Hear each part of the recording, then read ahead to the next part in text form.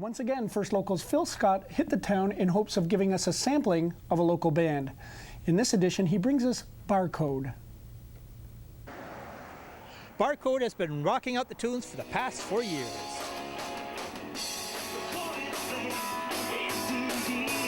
From Elvis Presley to the Guess Who to Bare Naked Ladies, guitarist Jeff Harding explains how they picked what songs to do. We generally pool all of our musical influences together.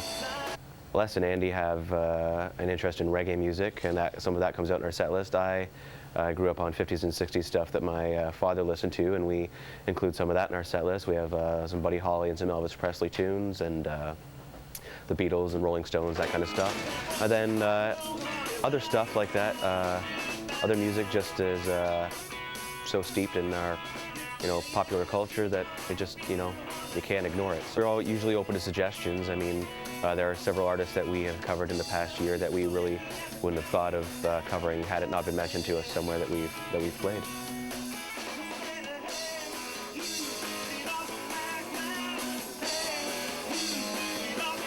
Instead of seeing working as a trio as a disadvantage, Jeff tells us it's resulted in more creativity on stage. Sometimes you're able to get a little creative.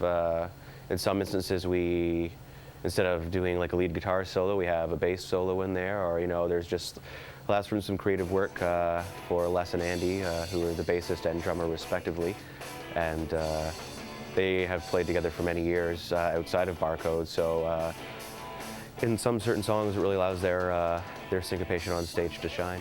We started out as a 4-piece, and then our lead guitarist left. And we sort of decided that we didn't need it. We tried as a 3-piece, and that formula's worked ever since. And it'll be 4 years for the band in August. I'm the only original member of the band left. 3 years for Les with BarCode this month, and it was 2 years in January for Andy.